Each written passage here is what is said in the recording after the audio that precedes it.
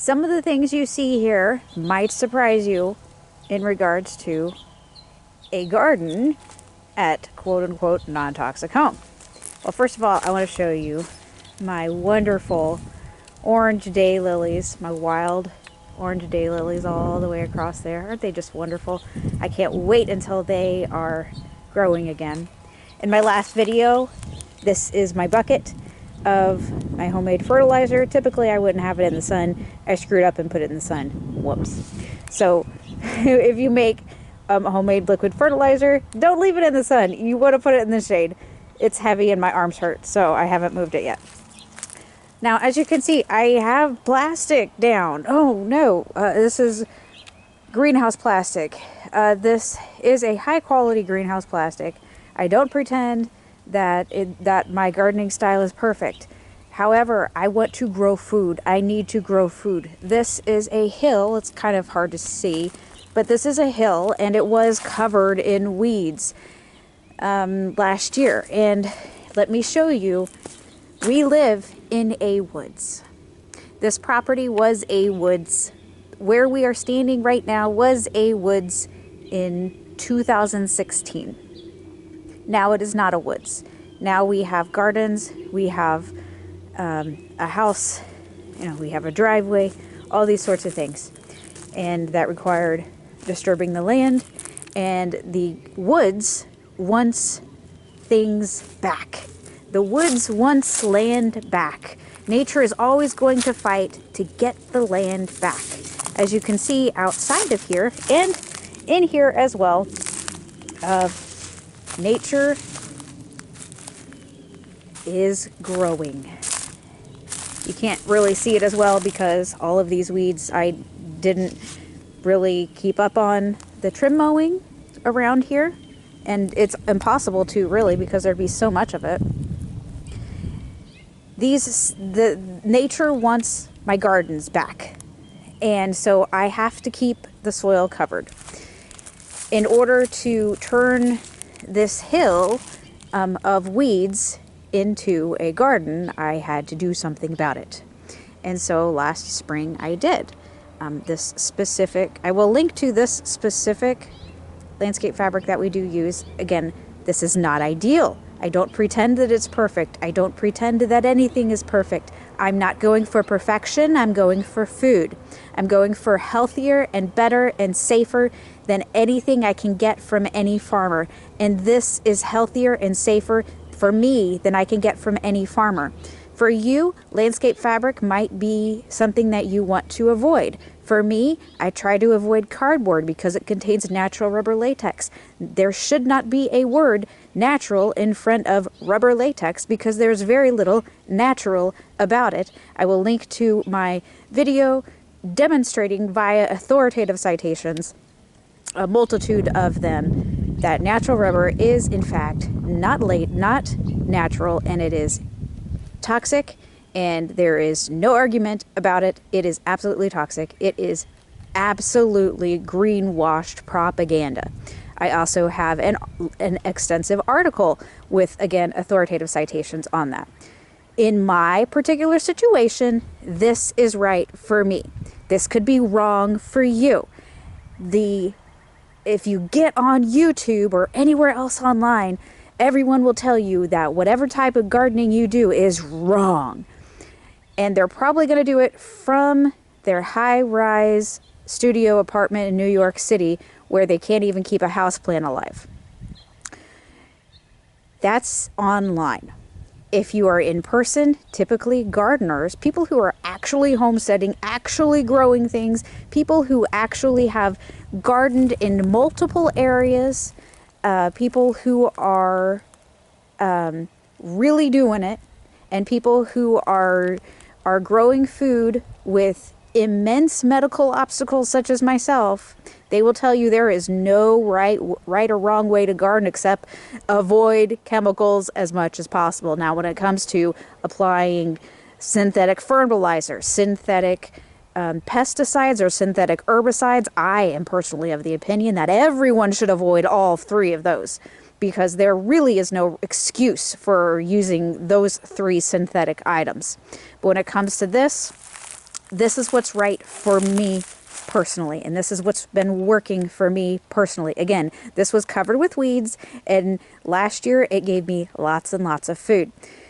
In the center, last year I planted this area here.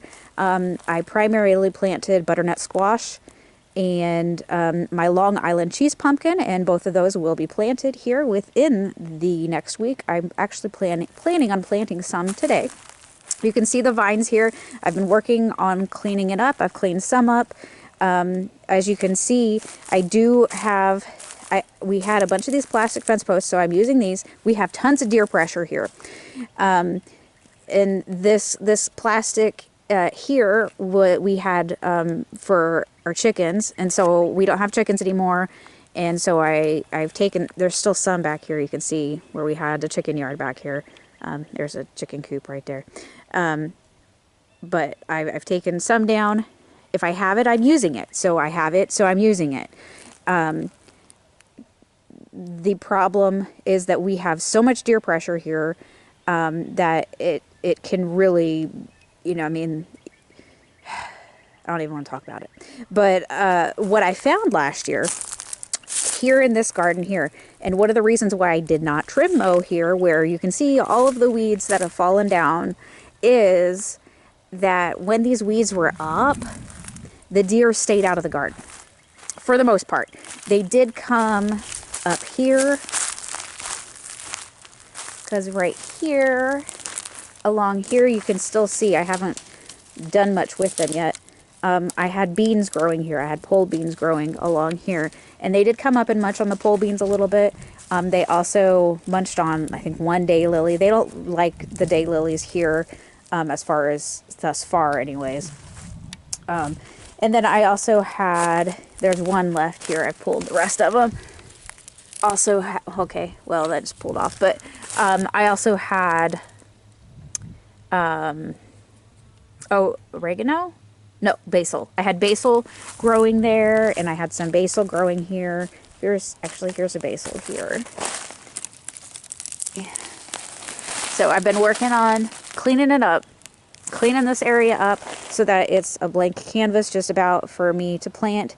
I already have lots of spots to plant in, obviously, and I'm considering putting, I think I have more of the plastic stakes. I'm considering putting up some plastic stakes to allow for more vertical growing. I'm not entirely certain yet. We'll see. But as you can see, I've pulled a lot of the weeds. There are still some weeds for me to pull, but I have them here in this bucket, and this bucket is full of weeds that I've pulled here. And so a lot of people will just take the weeds and throw them, or throw them in a compost pile. Composting doesn't really work here. For one, we don't have a lot of areas where there's enough sunshine for it to get hot enough. And number two, the weed seeds. I allowed this to grow so that the deer stayed out last year. So we'll see if that happens again this year in that regard. And no, it's not pretty. I don't care. I want food. I don't care how it looks. Yes, there are people who garden and make it pretty. Good for them. That's cool. But I don't have time for that. And also I do a lot of foraging, and I'm sharing this with you, do a lot of other things. And also I have medical issues. So there's that. But again, I just want to stress there's no right way to do it. But with the weeds, what I'll do is I'll grab another bucket, and then I'll put rainwater in both these buckets, fill them up with water, put them in the shade, put the lids on, or stir it up with a stick, put the lids on tightly, and then it'll ferment. I'll add some of my leftover ferment water stuff just to give them a boost. And then once it's ready in a month or so, these I will use specifically for my plants. And I didn't bring it over here, but I will filter the water through a fine mesh strainer, fine mesh colander, and not the water, but the filtered fermented goodness. I'll filter that through a fine mesh strainer, and then I'll apply it to my plants as liquid fertilizer. via a regular watering can. However, this here, that there is actually for Dave, and he'll be using a fancy hose applier thingy that he wouldn't want that to get stuck. So that is why I put those in a bag. But this here, you know, if some dirt and etc. gets into my watering can, that's not going to be a problem. So again, again, a quick synopsis again of this method of weed tea: grab weeds, put in bucket, add rainwater, stir, put lid on, and then if you want to stir it regularly, you know, stir it regularly. It's up to you, quite frankly. Yeah, will it get moldy? Yeah, probably. But mold isn't bad when you're applying it to your plants. I mean, generally speaking, you want a variety of microorganisms in the soil and working on your plants. You want lots of good stuff on your plants. And if your plants have no challenges, and whether they're just getting started or later on, if they have no challenges, besides just the world at large in which we're living in, then when one thing changes, like they have a little bit less sunlight, or a little bit too much water, or not quite enough water, then you're going to have plants that want to die on you, rather than hardy plants that want to live and they want to survive and they want to thrive because, yeah, Leanna, we got this. And so that is why mold in this sort of situation is not scary. Do you want mold in your house? No, absolutely not. In this sort of situation, it's not scary. If you're super, super, super sensitive to mold, I'm much less than I used to be, obviously, because I'm out, you know, playing in leaves and stuff. But if you're super sensitive to mold, then that is not something you want to do. You want to be stirring it daily, probably, and making sure that you're not developing any mold on top.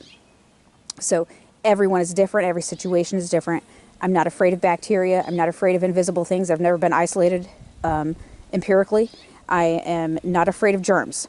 Thank the Lord that my mom had me out when I was a baby playing in the dirt. Otherwise, I would be screwed up even more medically than I already am. All right, so there's that. These here, I actually probably started tomatoes in them last year with my fermented tomatoes, where I just dumped the seeds out. So there's that. What else do I want to tell you about? Okay, so I've got the seeds. I will be picking up and cleaning up the vines from last year, and I have, you know, some small, there's a spider on me. I have some, I don't know if I'll use zip ties or what, on the plastic to repair it. I planted tomatoes all the way around there last year, and it worked well. Let's see, it worked well from here until about here. And the tomatoes that were over here, they got too much shade because there is a pine tree here, and the pine tree is not particularly healthy, but it's there, and we haven't taken it down, obviously. Ideally, we would take down this pine tree, but this is not an ideal world. We've got other things to do. So again, plastic's not ideal, but it is what I have. Let's see, what else do I want to tell you about? As far as actual planting goes, this year I have these doohinkies. It's actually a set of 4. Yeah, we bought it on Amazon, I know, but they are on eBay too, and probably from Walmart as well. If you go to Lowe's, etc., and you're looking for one of these, like drill auger, I think is what they're called, you're gonna walk away and go, whoa, I can't afford that. No, that's just stupid expensive. But this is an off-brand. I don't even know, I can't even tell you. But they were very affordable when I bought them a couple months ago, maybe. I think it was under $30 for all 4, and they're 4 different sizes. And Dave and I are sharing these. He's using them, you know, in landscaping as needed, and I'm using them for planting. And then also I'm using them when I need to, for our main garden that has the high deer fence. It's like a 9 or 10 foot tall deer fence. I have to shore up the wood now and then and replace the fence posts. And I've got one fence post that I still need to dig a hole, pour some concrete in there, and put a new fence post up. That works well for that. I've tested it, and that's what I'm going to use for the rest of that. And that's just a DeWalt drill for that. What else? I use goatskin gloves. As you can see, they're from Uline. I have nothing else. I mean, if you're chemically sensitive, I buy a lot of things from Uline. Well, I used to buy a lot of things. They are expensive, but I have bought things from them, and they're great. Uline is good because they have, in their descriptions, they actually often say what's there. The goatskin gloves work great for thorns. And we've got thorns here, so I will be grabbing my loppers and chopping these off and pulling this out, taking care of that, and moving the ladder to underneath the house, which I don't know why the ladder is there in the first place, but it definitely needs to be moved. Let me see if right over here, see if we can see if the camera will pick them up. Maybe we'll just go over and visit them. Let's just go over and visit them. Oh, it smells so good. I didn't think that they were flowering yet, but the wild lilacs, or at least there's one wild lilac bush growing here that is flowering right now. Again, I don't like using this plastic. I don't like having this plastic, but it is what it is. And it's giving me food. And it's healthier than anything I'm going to buy in any store. And I know exactly what's in it. I mean, I don't even use neem oil, you guys. That's how, let's see. That's how extreme I am. Otherwise, I don't even use neem oil. Can you see? I'm not sure how well this is picking it up. It's hard to tell. There, I know you can see. There's at least one that you can see there. Butterflies and moths. See?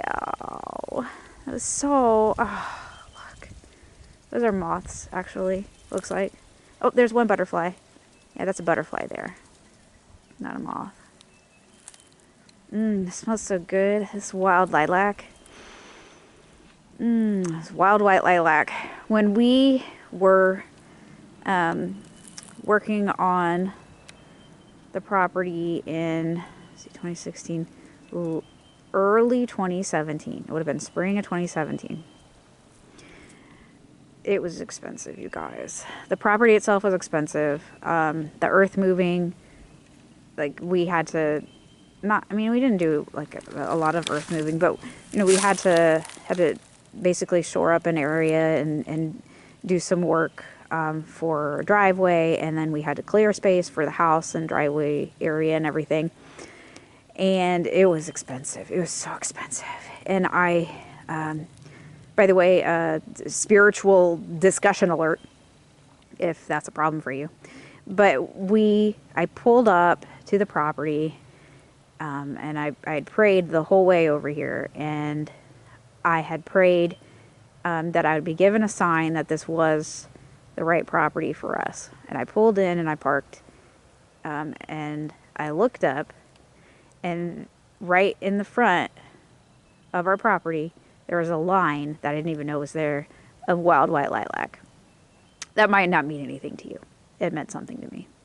My mother had lilac bushes growing up. And so I've always associated that with her. And the money for this property was via an inheritance. My dad had died in 2003, and my mom passed away in March of 2016. And I saw the wild lilac, and I went, oh, thank you, Lord. I had no idea it was here, but it was. And then my dad's favorite tree, which I can't even remember what it is. Terrible. But it has red leaves. Can't even remember what it is, but he had a favorite tree. And it turns out that it's here as well on our property. I discovered that a year later or something like that. I thought that was so cool. So cool. But yeah, I mean, as you can see, nature is still hanging in there. I wish I could send you the aroma Oh, there's a bee. Oh, great, there's a bee. I wish I could send you the aroma of this bush, because it smells simply divine. And once the other ones of these are in bloom, it'll just be amazing just to walk outside for a good week or so. Nature's fighting back. This over here, we've got, I have lots, I mean, I don't have it, but it is growing here. Lots of my wild blackberries. So they are green, working on producing food.